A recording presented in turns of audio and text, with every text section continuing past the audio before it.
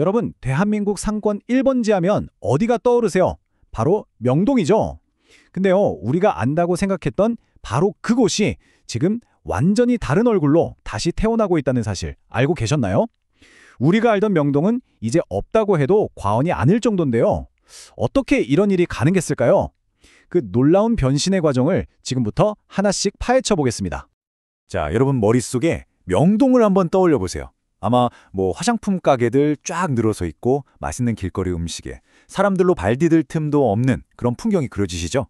근데 만약에 그 모든 게 이젠 과거의 풍경이 되었다면 어떨까요? 지금 명동에서는요, 우리가 상상도 못했던 완전히 새로운 이야기가 쓰이고 있습니다. 아니 대체 어떻게 이런 엄청난 변화가 일어났을까? 이걸 제대로 이해하려면 시간을 아주 잠깐만 뒤로 돌려볼 필요가 있어요. 팬데믹 이전의 명동은 그 이름 그대로 논란의 여지가 없는 왕, 대한민국 상권의 절대 강자였거든요. 1960년대부터 말이죠. 명동의 위상이라는 건 단 한 번도 흔들린 적이 없었습니다. 거리에 나가면 일본과 중국 관광객들로 정말 발 디딜 틈이 없었고요. 사실상 그분들의 소비가 명동 상권 전체를 먹여 살렸다 해도 과언이 아니었죠. 한국 여행 왔다? 그럼 명동은 그냥 무조건 가는 곳, 선택지가 아니었어요. 필수 코스였으니까요. 그런데 그렇게 영원할 것만 같던 화려한 시절이 정말 한순간에 막을 내립니다. 바로 팬데믹이라는 한 번도 겪어보지 못한 거대한 침묵이 찾아온 거죠. 명동은 그대로 벼랑 끝으로 내몰렸습니다. 그게 바로 2020년 3월이었어요. 매출이요? 그냥 바닥을 뚫고 지하까지 추락해버렸습니다. 항상 북적이던 거리는 텅 비어버렸고 보이는 건 불 꺼진 가게들 뿐이었죠. 그때 유령곳이라는 말이 나왔는데 와, 이게 전혀 과장이 아니었습니다. 2021년에 문 닫은 가게 비율, 그러니까 이 공실률이 최고치를 찍습니다. 위기가 정점에 달했던 거죠. 근데 진짜 놀라운 건 바로 그 다음이에요.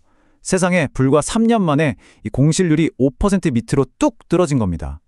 가게들이 다시 꽉꽉 들어찼다는 얘기예요. 아니 대체 그 사이에 명동에 무슨 일이 있었던 걸까요? 그 미스터리를 푸는 첫 번째 열쇠는요, 바로 사람이었습니다. 근데 우리가 알던 그 사람들이 아니에요. 명동을 다시 살려낸 건 정말 누구도 예상치 못했던 완전히 새로운 얼굴들이었습니다. 자, 이게 팬데믹 터지기 직전인 2020년 데이터인데요. 이때만 해도 명동 외국인 손님은 일본 그리고 중국 관광객이 압도적이었어요. 이게 바로 우리가 기억하는 아주 익숙한 명동의 모습이었죠. 그리고 이게 바로 현재 2024년의 모습입니다. 와, 이거 보고 진짜 깜짝 놀랐잖아요. 믿어지세요? 한때 명동 상권을 지배했던 중국 관광객은 4%로 거의 자취를 감췄다고 봐야죠. 그리고 그 빈자리를 대만과 홍콩 관광객이 말 그대로 폭발적으로 메웠습니다.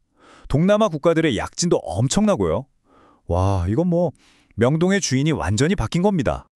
그리고 이 새로운 손님들, 씀씀이가 장난이 아니에요. 지금 명동에서 외국인들이 쓰는 돈이요, 우리 내국인보다 무려 1.3배나 더 많습니다.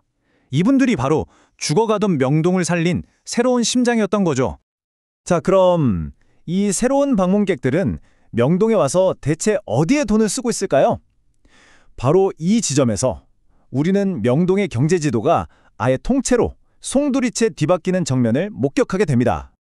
아마 이번 분석에서 가장 충격적인 데이터가 아닐까 싶은데요.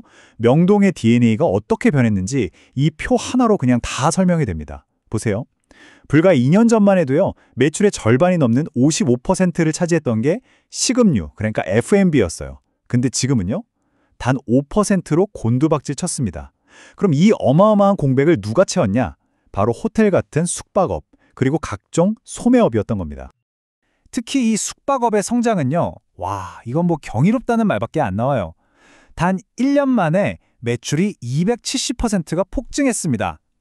텅텅 비었던 호텔들이 이제는 명동 경제를 이끄는 새로운 엔진으로 완벽하게 탈바꿈한 순간이죠. 그러니까 지금의 명동을 이끄는 새로운 성장 동력은 크게 세 가지로 딱 요약할 수 있어요. 첫째, 예전엔 강남에 나가야 볼 수 있었던 의료관광, 그러니까 피부과나 성형외과 같은 것들이 명동의 새로운 축으로 떠올랐고요. 둘째, 올리브영을 필두로 한 K-뷰티, 그리고 마텐킴이나 마리떼 같은 핫한 K-패션 브랜드들이 엄청 큰 매장들을 열면서 관광객들을 싹 끌어모으고 있죠. 그리고 마지막으로 애플스토어처럼 그냥 물건만 파는 게 아니라 우리 브랜드 한번 체험해봐 하는 이런 공간들이 생겨나면서 사람들 동선 자체를 바꾸고 있다는 겁니다. 자, 지금까지 나온 이 조각들을 한번 싹 맞춰보면요. 하나의 그림이 딱 완성됩니다. 명동이 겪은 변화는 그냥 이제 좀 괜찮아졌네 하는 단순한 회복이 아니었어요. 이건 뼈대부터 싹 다 바뀐 완벽한 환골탈태였습니다. 이 변화를 가장 정확하게 표현하는 말이 있죠. 바로 환골탈태. 뼈를 바꾸고 태를 벗는다는 뜻이잖아요.